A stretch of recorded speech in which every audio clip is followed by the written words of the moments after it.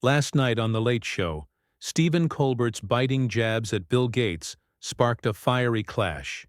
Mocking Gates' projects, Colbert pushed too far, leading to a viral meltdown as Gates stormed off, mic ripped off, leaving viewers stunned. The studio lights blazed down on Stephen Colbert as he leaned forward, his signature smirk sharper than usual. The Late Show audience buzzed with anticipation, sensing something electric in the air. Across from him sat Bill Gates, the billionaire philanthropist, his posture stiff, eyes wary. The crowd had cheered wildly when Gates walked out, but now, 10 minutes into the interview, the mood was shifting. Colbert had started with his usual playful banter, but the jabs were landing harder, each one laced with a venom that felt personal. "So, Bill," Colbert began, adjusting his glasses with a theatrical flourish, "let's talk about your big plans to save the world. Like that one where you wanted to dim the sun? What was it called? Solar geoengineering? Sounds like a sci-fi villain's pitch." The audience laughed, but it was a nervous chuckle. Gates shifted in his seat, his smile tight. "It's about reflecting sunlight to cool the planet," Gates said, his tone measured. "Climate change is a real threat, Stephen. We need bold ideas." "Bold," Colbert cut in, his voice dripping with mockery. "Like your mosquito project? Releasing billions of genetically modified bugs into the wild? I bet Florida's thrilled about that one." The audience roared, but Gates's jaw tightened. Colbert was referring to the Oxitec initiative, where Gates's foundation funded the release of engineered mosquitoes to combat disease. It was controversial, sure, but Colbert's framing made it sound reckless. "We've saved millions of lives by reducing malaria," Gates countered, his voice steady but his eyes narrowing. "The science is sound." "Science!" Colbert exclaimed, throwing his hands up. "You love that word, don't you? Like when you backed those plant-based meat startups that tanked faster than a Windows Vista launch." The crowd erupted, and Colbert leaned back, basking in the applause. He was hitting Gates's philanthropy hard. Impossible Foods and Beyond Meat, both tied to Gates's investments, had faced financial struggles. It was a low blow, and Gates's face flushed. "Those companies are pushing sustainability," Gates said, his voice rising slightly. "They're not perfect, but they're trying to fix a broken food system." "Fix it like you fixed education?" Colbert shot back, his smirk now a full grin. The audience gasped. He was digging into the Gates Foundation's education reforms, Common Core teacher evaluations, widely criticized for their mixed results. "Bill, maybe stick to coding. World fixing doesn't seem to be your thing." The crowd's laughter was uneven now, some clapping, others murmuring. Gates leaned forward, his hands clasped tightly. "You're oversimplifying complex problems, Stephen. It's easy to mock from a desk." "Oh, I'm just warming up," Colbert said, his eyes glinting. He shuffled his note cards, a predator circling. "Let's talk about your vaccine obsession. You're out there playing global doctor, but some folks think you're just chasing control. What's the deal, Bill? You want to chip us all?" The audience gasped, then laughed, but it was a jagged sound. Colbert was treading into conspiracy territory. Baseless claims about Gates and microchips had swirled online for years. Gates' face darkened, his calm unraveling. "That's absurd," he snapped. "I've spent billions to get vaccines to people who need them. This isn't a game, Stephen." "Not a game?" Colbert said, feigning shock. "Then why's it feel like you're playing Monopoly with the planet? Buying up farmland, pushing tech no one asked for?" He paused, letting the tension build. "Or maybe you're just bored, Bill. Gotta spend that fortune somewhere." Gates' eyes flashed with anger, his hands gripping the armrests. The audience was on edge, sensing the interview spiraling. Colbert, undeterred, leaned closer, his voice low and cutting. "Tell me, Bill, what's it like to pour billions into projects that crash and burn? Does it sting? Or do you just shrug and move on?" The crowd held its breath. Gates' face was a mask of barely contained fury, his fingers twitching toward his lapel mic. The studio felt like a powder keg, and Colbert's next words could light the fuse. The studio's silence was suffocating, every eye locked on Bill Gates as his fingers hovered near his lapel mic. Stephen Colbert, sensing the moment's weight, didn't relent. His smirk sharpened, and he leaned forward, voice dripping with calculated venom. "Come on, Bill," he said. "You've got an answer for everything. Tell us, when you look at all these flops, do you ever think, maybe I'm not the savior I thought I was?" The audience gasped, a collective flinch rippling through the crowd. Colbert's words weren't just a jab. They were a blade, slicing into Gates's carefully curated image. Gates's eyes narrowed, his breath shallow. "You're twisting everything," he said, his voice low but shaking with barely restrained rage. "I've spent decades trying to solve problems you wouldn't touch. You think it's easy? You think I don't know the risks?" "Risks?" Colbert interrupted, his tone mockingly incredulous. "Like your nuclear power dreams?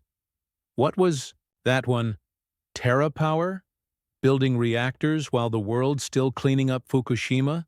Bold move, Bill." The crowd tittered nervously. Terra power, Gates' venture into advanced nuclear energy, was a lightning rod for criticism. And Colbert knew it. He was painting Gates as reckless, a man gambling with global stakes. Gates' face reddened. "Nuclear is cleaner than coal," he shot back. "We need energy solutions, not sound bites. You're just pandering to the room."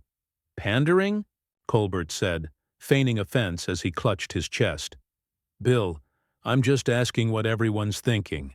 Like your AI push, pouring billions into algorithms that might outsmart us all. You really think you can control that genie once it's out of the bottle?" The audience murmured, caught between laughter and unease. Gates' investments in AI, through Microsoft and beyond, were well known, but Colbert's framing tapped into primal fears of technology run amok. "You're fear-mongering," Gates said, his voice rising. "AI can solve cancer, hunger, climate, problems you mock without understanding. You're not a scientist, Stephen.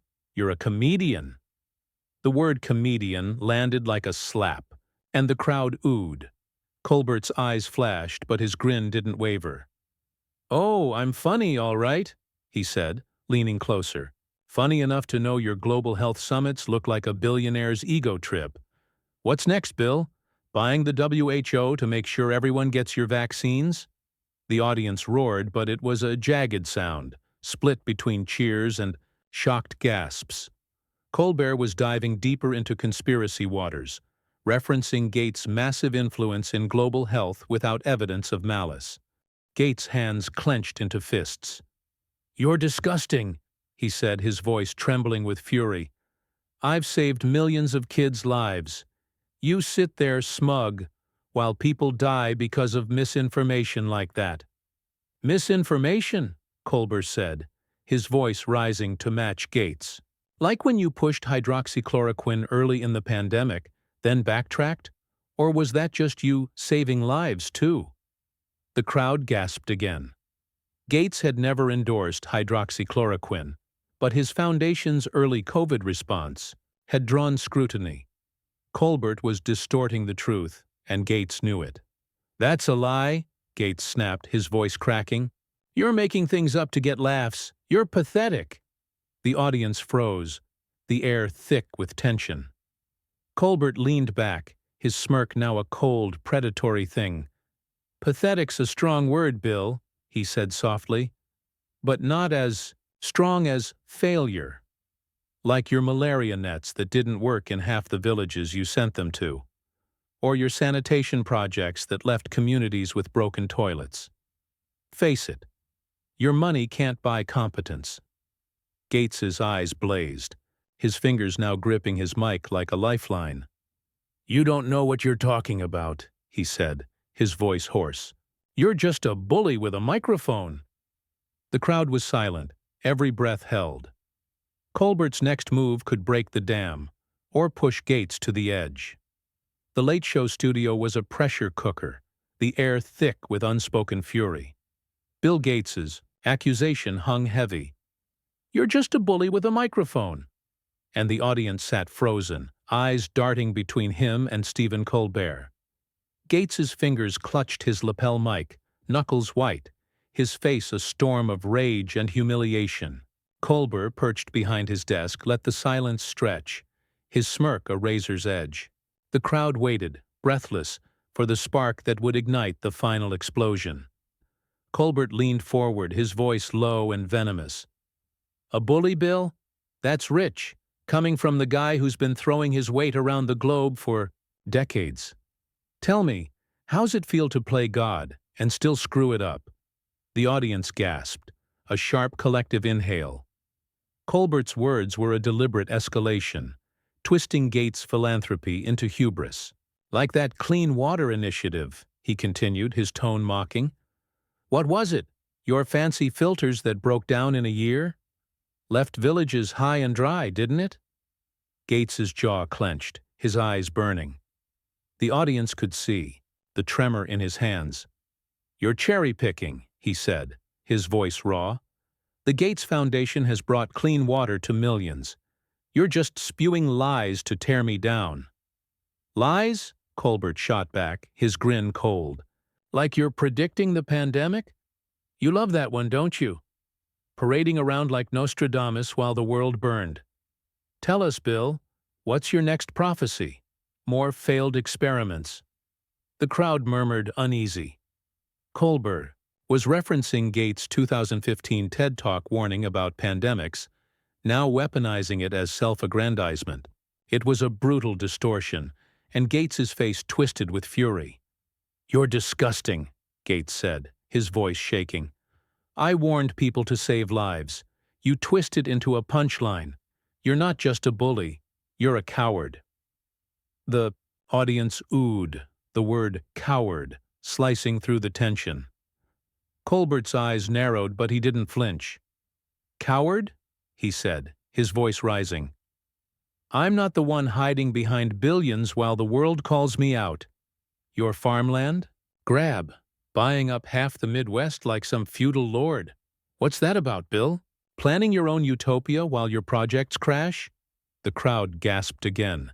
Gates' massive agricultural land purchases had sparked controversy, and Colbert was fanning the flames, implying greed where none was proven. Gates stood abruptly, his chair scraping loudly. "Enough!" he shouted, his voice cracking.